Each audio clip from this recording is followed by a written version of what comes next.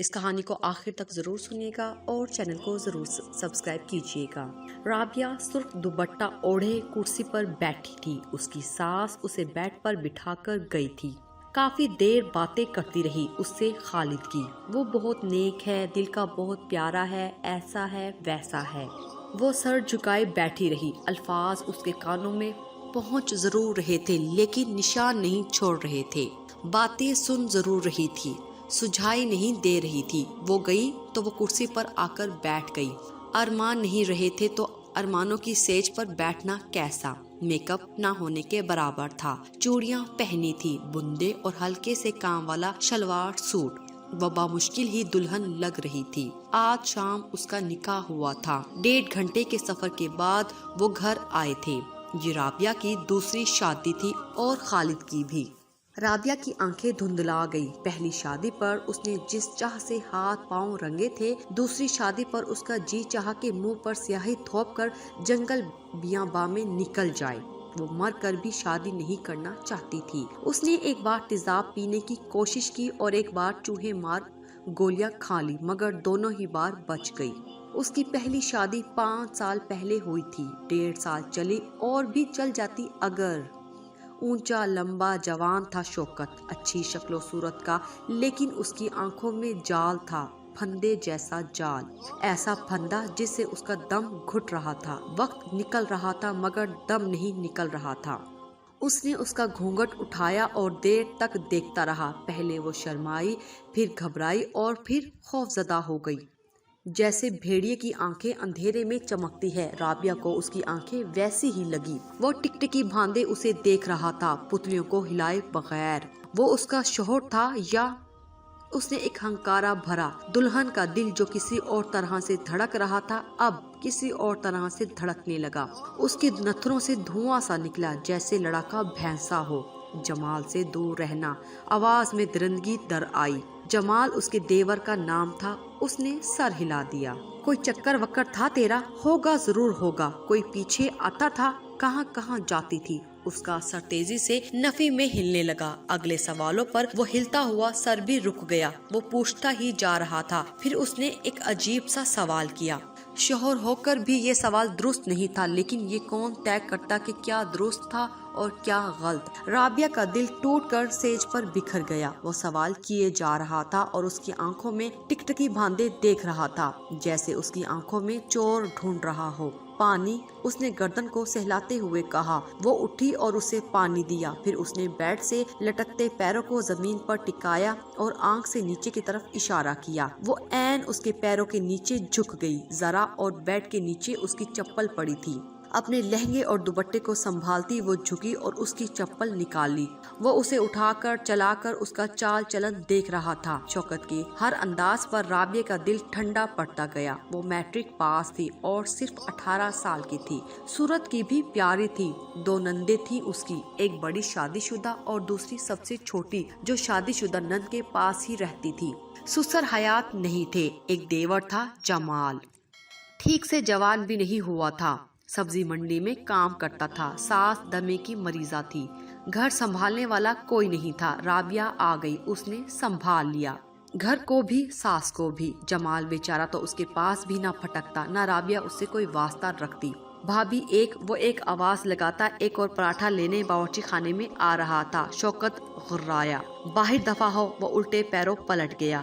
اپنے بھائی کی عادت سے واقف تھا، بھول گیا تھا۔ اپنا ناشتہ لے کر وہ کمرے میں آ گئی۔ جمال ناشتہ کر کے چلا گیا تو شوکت نے اسے آواز دی۔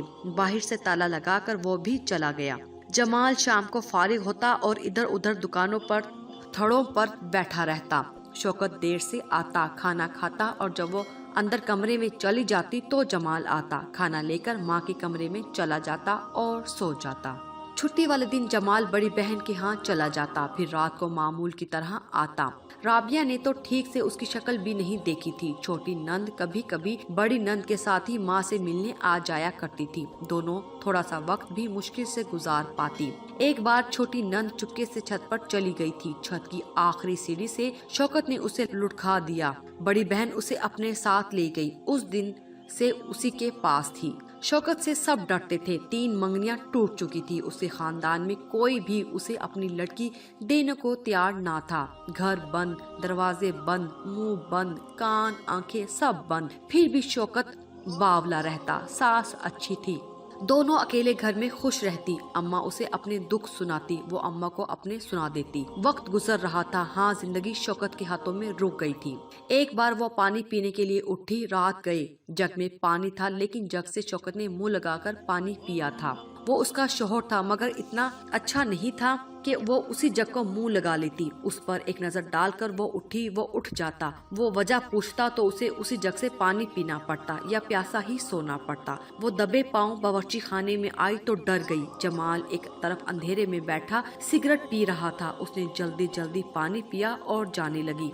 भाभी, भाई को ना बताना। ये अल्फाज राबिया ने अपने पीछे सुने और बावर्ची खाने के बाहर खड़े शौकत ने भी। क्या ना बताना? वो झपटा। वो करवट भी लेती तो शौकत को पता चल जाता था। ये कैसे हो सकता था कि वो बावर्ची खाने तक आए और उसे पता ना चले। शौकत ने उसे गिरिबान से पकड़ा और पटक पटक कर मारा। बावर्ची खाने के सभी बर्तन टूट गए। वो बेचारा भाई भाई सिगरेट सिगरेट करता रहा। सास रोती पीटती बामुश्किल बावर्ची खाने तक पहुंची। शौकत छोड़ दे उसे। बीमार कमजोर हाथों में इतनी भी जान ना थी कि उसे शौकत से आजाद करवा लेती। खुद राबिया अपने अंजाम के लिए अलग खड़ी कांप रही थी। इतना हंगामा, बाहर का दरवाजा धड़धड़ाया जाने लगा। शौकत चिल्लाया, दफा हो जाओ सब अपने अपने घरों को, घर का ही चोर पकड़ा है। घर के 2 चोर। शौकत जाने कितने अरसे से इस इंतजार में था कि मौका मिले और वो जमाल का खून पी जाए। अम्मा ने बड़ी बेटी को फोन कर दिया। वो आधी रात को अपने शौहर के साथ भागी आई।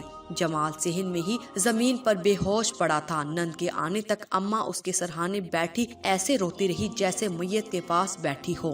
नंद जमाल को रिक्शे में डालकर ले गई, साथ ही अम्मा भी चली गई। उसने सास की मिन्नत की कि उसे अकेला छोड़कर ना जाए, लेकिन वो जमाल के लिए तड़प रही थी। शौकत ने उसके लंबे बालों को चोटी को कस कर कुर्सी के पाए से बांधा और उसी कुर्सी पर बैठ गया और फिर अपने चमड़े के जूते से वो कोई सवाल नहीं कर रहा था, ना ही उसे गालियां दे रहा था। वो अमल पर यकीन रखता था। जमाल घर से हमेशा के लिए चला गया। शौकत यही चाहता था। नंद ने जमाल को किसी जानने वाले के यहाँ दूसरे शहर भेज दिया। अम्मा इस सारे सदमे से आखिरी सांसें लेने लगी। चंद महीनों में ही चल बसी। अब घर से मर कर निकलने के लिए एक वही बची थी। अब शौकत वक्त बेवक्त घर आ जाता। बैरूनी दरवाजे के साथ ही गुस्लखाना बना हुआ था। आकर उसमें छुप जाता और हवादान से सर निकाल निकाल कर देखता। कभी चुपके से आकर तेजी से छत पर चढ़ जाता। वो अंदर कमरे में होती या बावर्ची खाने में, वो ऐसे जाहिर करती जैसे उसे मालूम ही ना हो, वरना शौकत की बू तो उसके वजूद में घुसती चली जाती।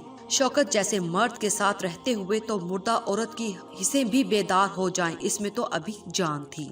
2 कमरे साथ साथ थे। आगे बरामदा, बरामदे के पार बावर्ची खाना और सेहन था। बिजली चली जाती तो अंधेरा जान को आता। वो बरामदे में सुबह से सब्जी बनाने लगती और शाम कर देती। कभी छुरी पकड़ लेती, कभी छोड़ देती। और वो क्या करती, मेके से कभी कभी अम्मा और भावज आकर मिल जाती थी। वो इतना लंबा सफर करके आती थी, लेकिन उन्हें हर सूरज शौकत के सुबह निकलने से पहले आना होता था। फिर तो बाहर से ताला लग जाता था ना। 2 बार ऐसे ही आकर पलट गई। एक दिन आई तो साथ वालों के घर में रुक गई कि मिलकर ही जाएंगे।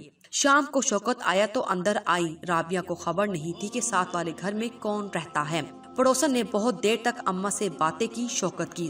वो तीनों बरामदे में बैठी थी। शौकत कमरे में था। वहीं से हल्क में से करखत आवाज निकाली। अम्मा डर गई। राबिया बुत सी बन गई, जैसे वो हमेशा से मार खाते हुए बन जाती थी। उसका दिल नहीं चाहता था कि वो शौकत की मिन्नत करे कि वो उसे ना मारे या खुद को उससे बचाए। कमरे से निकलकर वो बाहर आया। 2 काले बाल नहीं बचे तेरे, और अपनी लड़की को गैर लड़कों के किस्से सुना रही है। अम्मा डर गई। रिक्शा लाया हूँ, निकल आओ बाहर।